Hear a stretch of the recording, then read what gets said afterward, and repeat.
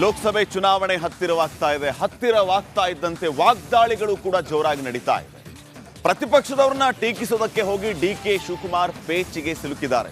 Vokkaliga politics ವಿಚಾರವನ್ನ ಪ್ರಸ್ತಾಪ ಮಾಡಿದ್ದೆ ಈಗ ದೋಸ್ತಿಗಳ ಕಣ್ಣು ಕೆಂಪಾಗಿಸಿದೆ. ಅಷ್ಟಕ್ಕೂ ಡಿಕೆ ಶಿವಕುಮಾರ್ ಕೊಟ್ಟಂತಹ ಆ ಹೇಳಿಕೆಯನ್ನು ಈಗ ಪ್ರತಿಪಕ್ಷದವರು ಕೆರಳಿ ಕೆಂಡವಾಗ್ತಾ ಇರೋದು ಯಾಕೆ? ಈ ಬಗ್ಗೆ ಒಂದು ವರದಿ ಇದೆ, ಬನ್ನಿ ನೋಡ್ಕೊಂಬ.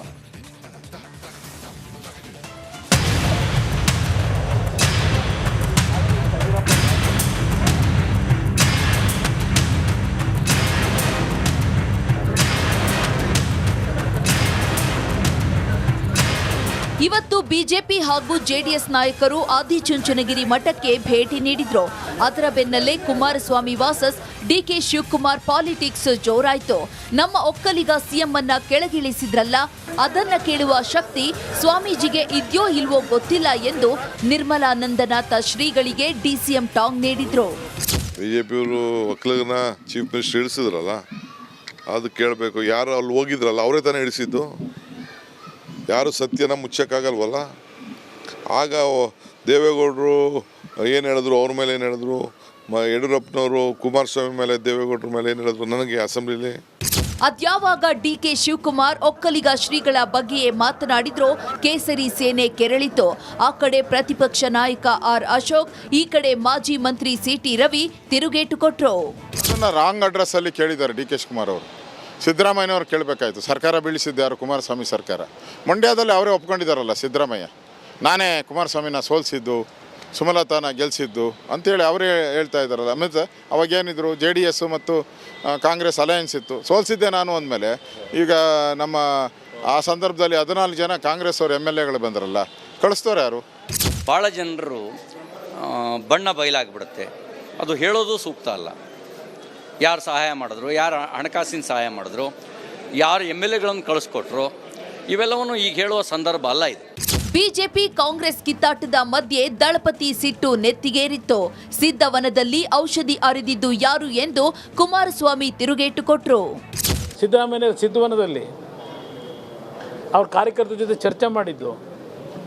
ಪಾರ್ಲಿಮೆಂಟವರಿಗಷ್ಟೇ ಸರ್ಕಾರ, ಅದಕ್ಕೆಲ್ಲ ಸರ್ಕಾರ ಇರೋದಿಲ್ಲ ಅಂತ ಹೇಳಿ ಸಿದ್ದವನದಲ್ಲಿ ಸರ್ಕಾರ ರಚನೆ ಮಾಡೋದು 3 ತಿಂಗಳಿಗೆ ಹೇಳಲಿಲ್ವಾ? ಉತ್ತರ ಅಲ್ಲಿದೆ. ನಾನು ಪರಮಪೂಜ್ಯ ಸ್ವಾಮೀಜಿಯವ್ರನ್ನ ಕೇಳಬೇಕಾ? ಉತ್ತರ ಕೇಳಬೇಕಾ? ಉತ್ತರ ಅವರೇ ಕೊಟ್ಕೊಂಡವ್ರಲ್ಲ, ನಿಮ್ಮ ಮುಖ್ಯಮಂತ್ರಿ. ಸರ್ಕಾರ ರಚನೆ 5 ವರ್ಷ ನನಗೆ ಅನ್ಕಂಡೀಷನಲ್ ಸಪೋರ್ಟ್ ಕೊಟ್ಬಿಟ್ಟಿದ್ದಾರಂತೆ, ಮುಖ್ಯಮಂತ್ರಿ ಆಗಬೇಕು ಅಂತ ಹೇಳಿ 5 ವರ್ಷ. ಅದಕ್ಕೆ ಅಲ್ವಾ ಸಿದ್ದವನದಲ್ಲಿ ನಡೆದಿದ್ದು, ಸಿದ್ಧ ಔಷಧ ಹರಿದಿದ್ದು. ಅವ್ರನ್ನ ಕೇಳಿದ್ರೆ ಹೇಳ್ತಾರಪ್ಪ ಅವರಿಗೆ.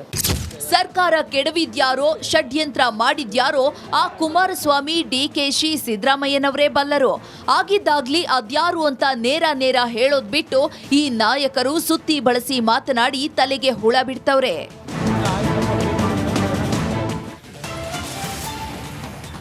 ಕಾಫಿನಾಡ್ನಲ್ಲಿ ಒಂದ್ ಕಡೆ ಮತಬೇಟೆ ಜೋರಾಗಿ ಸಾಗ್ತಾ ಇದೆ, ಒಂದ್ ಕಡೆ ಘಟಾನುಘಟಿ ನಾಯಕರು ಅಖಾಡಕ್ಕೆ ಇಳಿದಿದ್ದಾರೆ. ಆದ್ರೆ ಆ ಊರಿನ ಗ್ರಾಮಸ್ಥರು ನಾವು ಮತ ಚಲಾವಣೆ ಮಾಡೋದಿಲ್ಲ, ಮತ ಬಹಿಷ್ಕಾರವನ್ನ ಮಾಡಿದ್ದೇವೆ ಅಂತ ಹೇಳ್ತಾ ಇದ್ದಾರೆ. ಯಾಕೆ ಅಂತೀರಾ? ಆ ಕುರಿತ ಒಂದು ವರದಿದೆ, ಬನ್ನಿ ನೋಡ್ತಾ.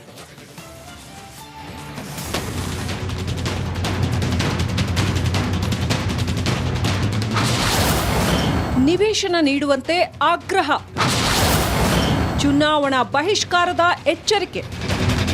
ಕೈಯಲ್ಲಿ ಪೋಸ್ಟರ್, ಅದರಲ್ಲಿ ಚುನಾವಣಾ ಬಹಿಷ್ಕಾರ ಎಂಬ ಬೇಡಿಕೆಯ ಬರಹ.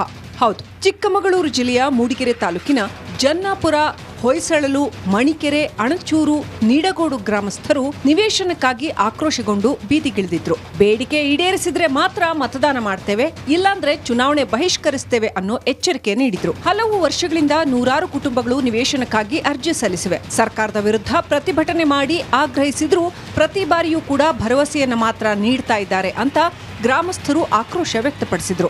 ಅವರ ನಿಲುವು ಒಂದೇ ಆಗಿದೆ. ಯಾಕಂತ ಹೇಳಿದ್ರೆ ಅವರಷ್ಟು ಮನಸ್ಸು ನೊಂದಿದ್ದಾರೆ. ಎಷ್ಟು ಜನ ಇಂಥವ್ರಿಗೆ ಕಣ್ಣೀರು ಹಾಕ್ಸಿದಿರಿ, ಆ ಕಣ್ಣೀರು ಇವತ್ತು ಬಹಿಷ್ಕಾರ ಆಗ್ತಾ ಇದ್ದಾರೆ. ಯಾಕಂತ ಹೇಳಿದ್ರೆ ನೀವು ಸರಿಯಾಗಿ ಕೆಲಸ ಮಾಡಿದ್ರೆ, ಬಡವರಿಗೆ ಸೈಟ್ ಕೊಟ್ಟಿದ್ರೆ ಇವತ್ತು ಈ ಕೆಲಸ ಯಾರು ಮಾಡ್ತಾ ಇರಲಿಲ್ಲ. ದಯವಿಟ್ಟು ಈ ವಿಚಾರದಲ್ಲಿ ಇಲ್ಲಿ ನಮ್ಮ ACR ಆಗಿರ್ಬೋದು, ತಹಸೀಲ್ದಾರ್ ಆಗಿರ್ಬೋದು, ಪ್ರತಿಯೊಬ್ಬರು ಕೂಡ ಇಲ್ಲಿ ಸ್ಥಳೀಯವಾಗಿ ಯಾರು ನಮ್ಮ ಲೀಡರ್ಗಳಿದ್ದಾರೆ ಎಲ್ಲರೂ ಕೂಡ ಇಲ್ಲಿ ಸಪೋರ್ಟ್ ಮಾಡಿ ಇಲ್ಲಿ ಇವರಿಗೆ ನಿವೇಶನ ಸಿಗ್ತಕ್ಕಂಥ ಕೆಲಸ ಮಾಡಿ.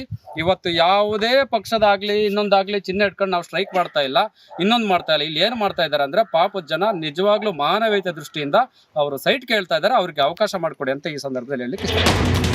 ಈ ಹಿಂದಿನ ಚುನಾವಣೆಯಲ್ಲಿಯೂ ನಿವೇಶನಕ್ಕಾಗಿ ಬೇಡಿಕೆ ಇಟ್ಟಿದ್ರೂ ಕೇವಲ ಅದು ಭರವಸೆಯಾಗಿಯೇ ಉಳಿದಿದೆ. ಹೀಗಾಗಿ ಈ ಬಾರಿ ಚುನಾವಣೆಗೂ ಮುನ್ನವೇ ಸಮಸ್ಯೆ ಬಗೆಹರಿಸಿ, ಇಲ್ಲದಿದ್ರೆ ಮತದಾನ ಮಾಡೋದಿಲ್ಲ ಅಂತ ಜನ ಚುನಾವಣಾ ಬಹಿಷ್ಕಾರದ ಎಚ್ಚರಿಕೆ ನೀಡಿದ್ದಾರೆ. ವೋಟ್ ಹಾಕಲ್ಲ ಅಂತ ತೀರ್ಮಾನ ಮಾಡಿದ್ದೀವಿ. ಯಾಕೆಂದ್ರೆ ಈಗ ನಾವು ಸುಮಾರು ವರ್ಷಗಳಿಂದ ಹೋರಾಡಿ ತುಂಬಾ ನಾವು ನೋವಲ್ಲಿದ್ದೀವಿ, ನಮಗೆ ನಿವೇಶನ ಇಲ್ಲ ಅಂತ. ಹಾಗಾಗಿ ನಮಗೆ ಇಲ್ಲಿ ಕೂಡ ಅಧಿಕಾರಿಗಳು ಬಂದು ಇಲ್ಲಿ ಯಾರು ಇರಬಾರ್ದು, ಎಲ್ಲ ಕಿತ್ತಾಕ್ತೀವಿ ಅಂತ ನಮಗೆ ಬೆದರಿಕೆ ಹಾಕ್ತಾ ಇದ್ದಾರೆ. ನಾವು ಅವರು ಇದು ಕಿತ್ತಾಕಿದ್ರೂ ಕೂಡ ನಾವು ಎಲ್ಲೂ ಹೋಗೋದಿಲ್ಲ, ನಾವು ಇಲ್ಲೇ ಮಲಗ್ತೀವಿ. ನಿವೇಶನ ನಮಗೆ ಕೊಡುವ ತನಕ ನಾವು ಇಲ್ಲಿಂದ ಹೋಗೋದಿಲ್ಲ ಎಲ್ಲಿಗೂ. ಎಲ್ಲ ಕಡೆ ಅರ್ಜಿ ಎಲ್ಲ ಕೊಟ್ಟಾಗಿದೆ. ಎಷ್ಟು ಕೇಳಿದ್ರು ಸಹ ಇದು ಪಂಚಾಯತಿಲೇ ನಿವೇಶನ ಜಾಗನೇ ಇಲ್ಲ ಅಂತ ಹೇಳ್ತಾ ಇದ್ದಾರೆ ನಮಗೆ. ಇದು ಸರ್ಕಾರಿ ಜಾಗ ಅಂತ ನಮಗೆ ಗೊತ್ತಾಗಿದೆ. ಹಾಗಾಗಿ ಬಂದು ನಾವು ಇಲ್ಲಿ. ಎಷ್ಟು ಎಕರೆ ಜಾಗ ಇದೆ ಇದು? ಇದು 2 ಎಕರೆ ಇರ್ಬೋದು ಸರ್. ಒಟ್ಟಾರೆ ಕಳೆದೊಂದು ವಾರದಿಂದ ಮಲೆನಾಡಿನಲ್ಲಿ 3ನೇ ಬಾರಿಗೆ ಚುನಾವಣಾ ಬಹಿಷ್ಕಾರದ ಕೂಗು ಕೇಳಿಬಂದಿದೆ. ಈಗಲಾದರೂ ಜಿಲ್ಲಾಡಳಿತ ಇವರ ಬೇಡಿಕೆಗೆ ಸ್ಪಂದಿಸುತ್ತೋ ಇಲ್ವೋ ಅನ್ನೋದನ್ನ ಕಾದು ನೋಡಬೇಕಾಗಿದೆ. ಚೇತನ್ ಪದ್ಮಶಾಲಿ, ರಿಪಬ್ಲಿಕ್ ಕನ್ನಡ, ಚಿಕ್ಕಮಗಳೂರು.